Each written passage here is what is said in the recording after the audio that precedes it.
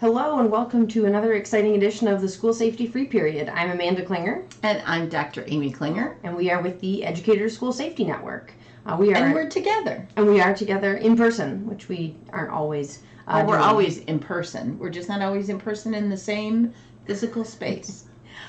We are a national nonprofit organization, and we provide school safety training and resources and technical assistance to schools.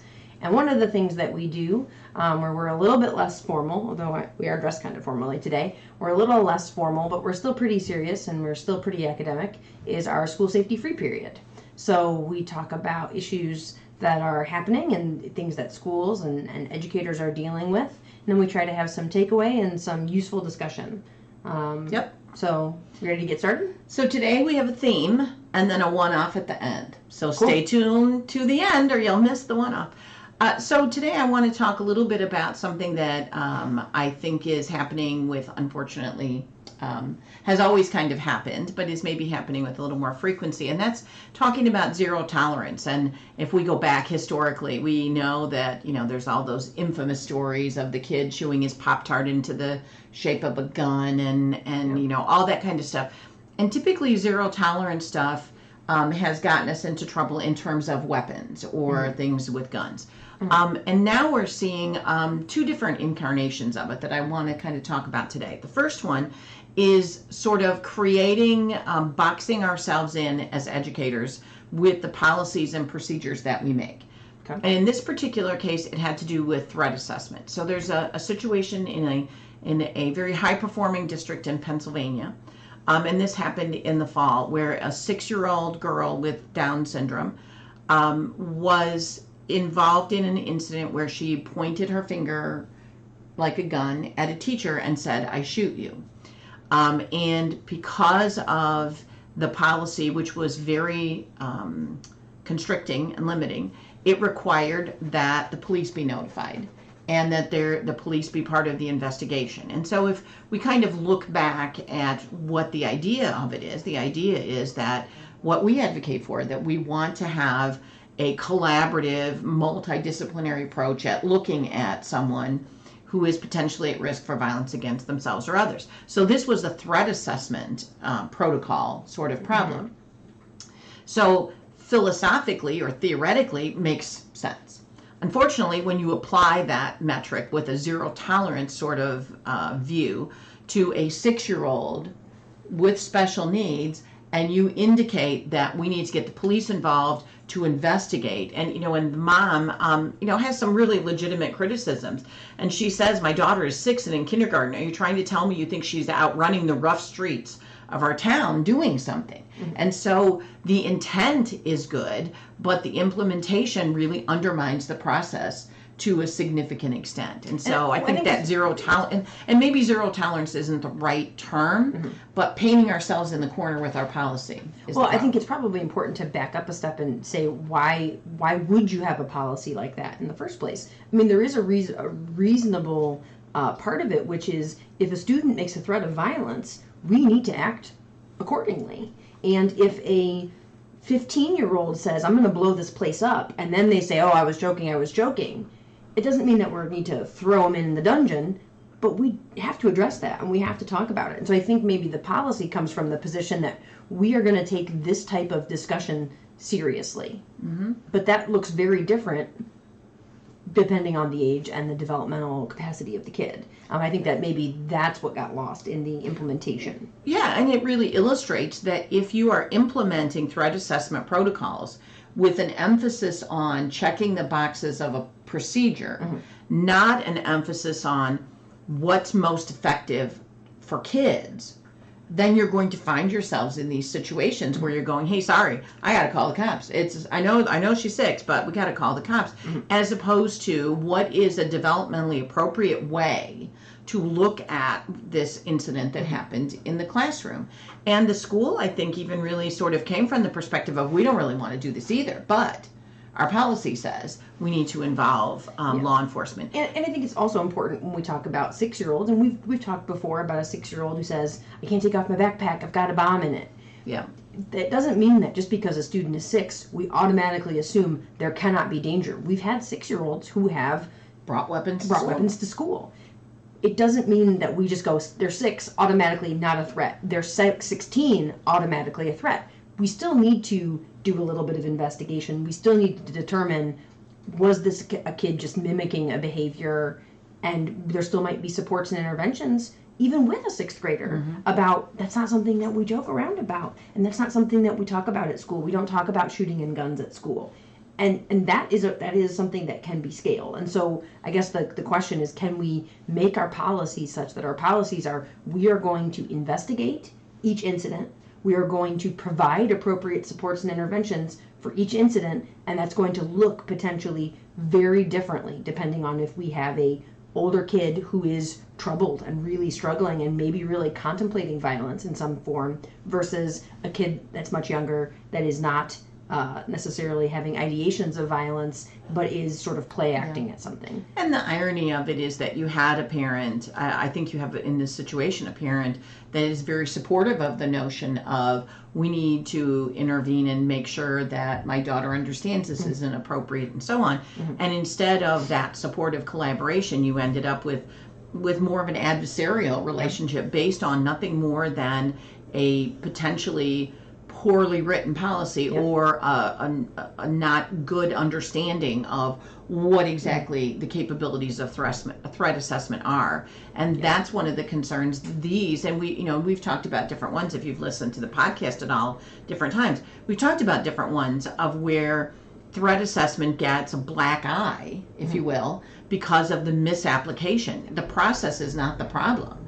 The process, and the more we begin to say everyone needs to implement threat assessment, which we love, the more likely it is that people are going to implement threat assessment in a way that is not necessarily in the best interest of kids. And that pushback, that black eye for threat assessment really concerns me because it is so valuable for us to do it. So there's that one. And then we can also take a couple other ways of, at what point are we going to insist on compliance? Are we going to say we have a zero tolerance for this? And this one was talking about a movement, a campaign of mothers who are working with districts to require that parents sign a letter or sign a form that indicates that they know that weapons must be properly stored in their home.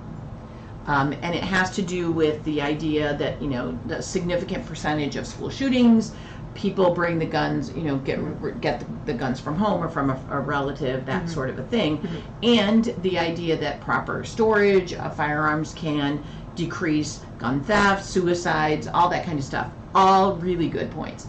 My concern, or not necessarily concern, but my reason in bringing it forward is, are we going to put educators or schools in the position of having to mandate with a zero tolerance sort of way social policies that are really community issues as opposed to school issues? So I don't know what your take is on that, but it's different than a gun storage awareness campaign, which I think is really good. Well, they're asking them to sign a pledge.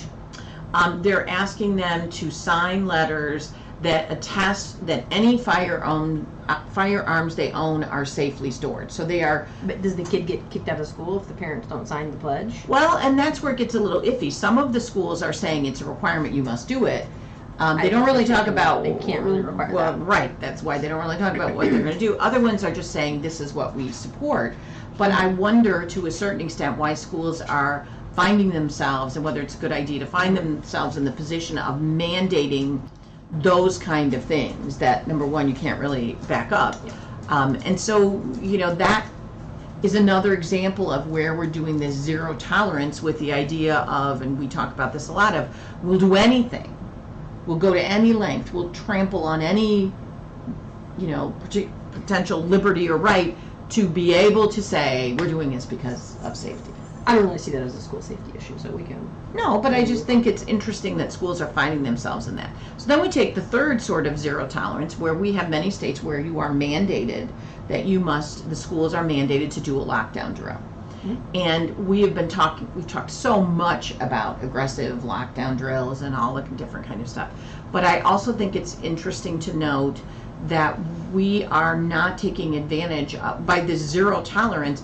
We're kind of giving ourselves zero tolerance by saying we must do a lockdown drill. It must be active shooter and it must be aggressive. Yeah.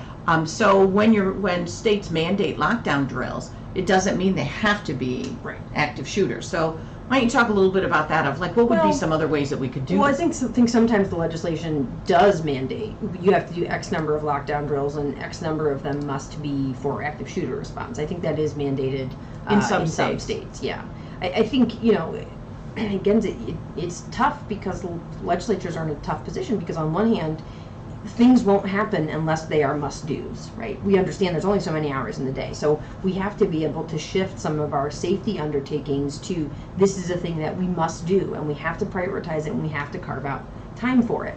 But I know, as speaking to a chorus of educators here, when we are teaching to the test, right, and we are doing everything that we do is in service of this thing that has been foisted upon us, then sometimes we run the risk of not being able to have enough time to do the things that are right and make sense for my school and for my population and for my students. And so that's a really difficult balance in school safety as well, because on one hand, there need to be standards. We need to say this is a requirement. Safety is really something that we take seriously in our state, and everybody's going to have to demonstrate a commitment to it. Yeah. But how do we draw those requirements narrowly enough? And that's a problem, whether it's a legislative requirement or whether it's an undertaking. We can't say we're going to require every school in America to put in bulletproof drywall. That does not make sense for every school in America when some schools don't have the resources to provide the basic things that they need to do in a school. So that's as always a difficult way to make stuff scalable and make stuff consistent, and that we're requiring things. And the more that we are always forcing educators to look in one particular direction in terms of lockdown and what's mandated. And the other example that I think kind of goes with this is a high school, this happened a couple of weeks ago, but they had a couple of big fights. They had a suspension. They had all this stuff that had happened in like a week. It was like a bad week for that particular school. So their response was to have and this is literally the words that were used, show of force for law enforcement. So they had tactical units, they had like the armored police vehicles, they had the police vehicle, regular police cars, everyone there to sort of have this show of force as part of when they're doing their drill. I think it was sort of to coincide with a mandated drill. And so they had this incredible show of force. And I'm not sure to what end. And of course, not surprisingly, it kind of backfired because parents were like, wait a minute, what's happening? So you'd had a week where parents were already sort of concerned about what's escalating out of control in my school. And there was fights and they had two great big fights, and they had some suspensions for kids that had brought a weapon to school. But was there a law enforcement response to the big fights? So I mean, law enforcement was already involved. No, but this was earlier. So they waited, like after this bad week, the following week, as part of a quote unquote sort of mandated drill, they brought this show of force in.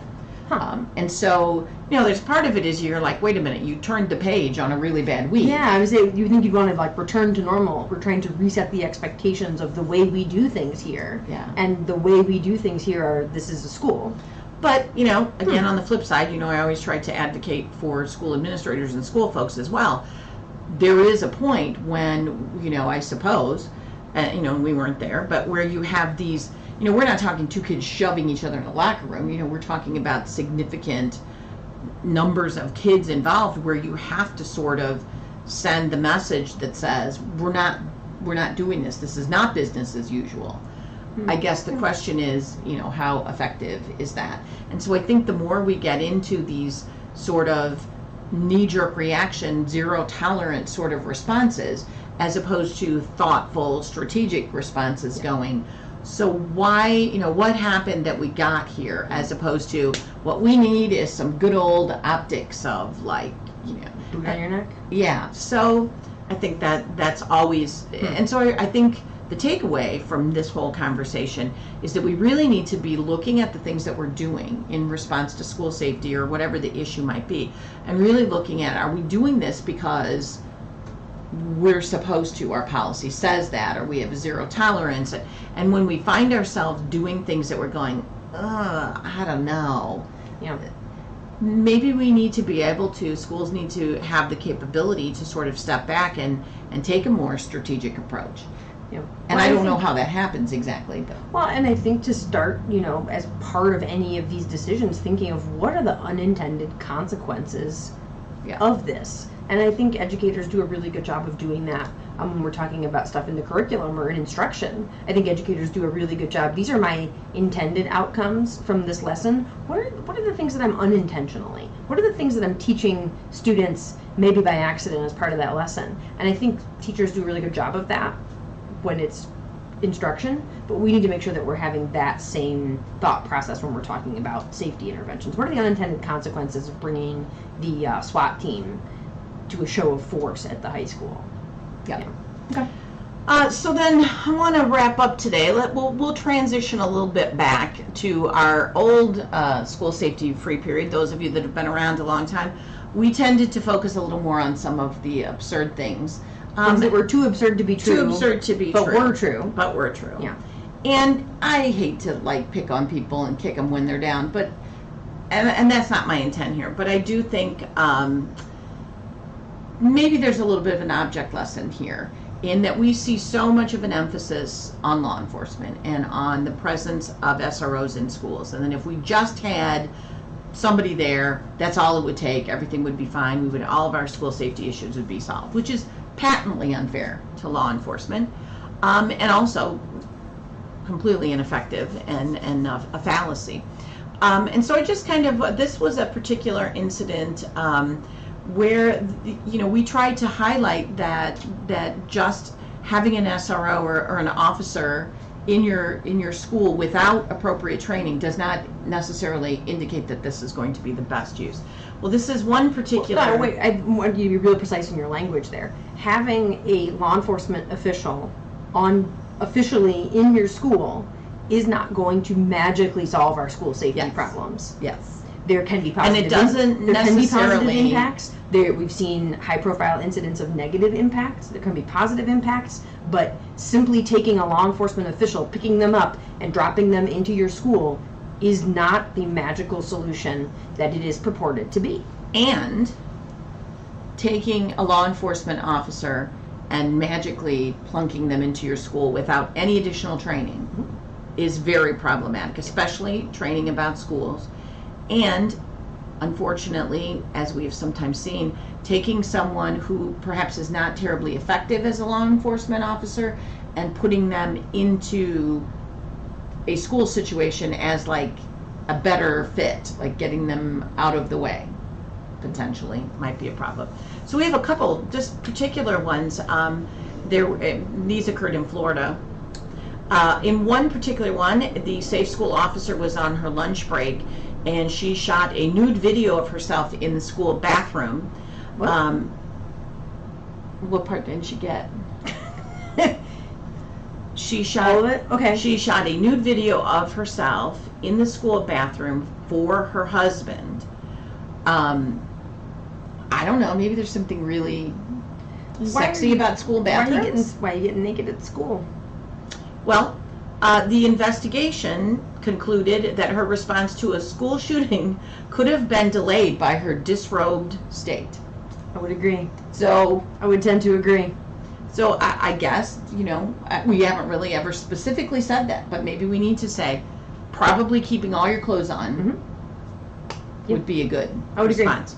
And again, not trying, but really, this speaks to some judgment concerns of okay.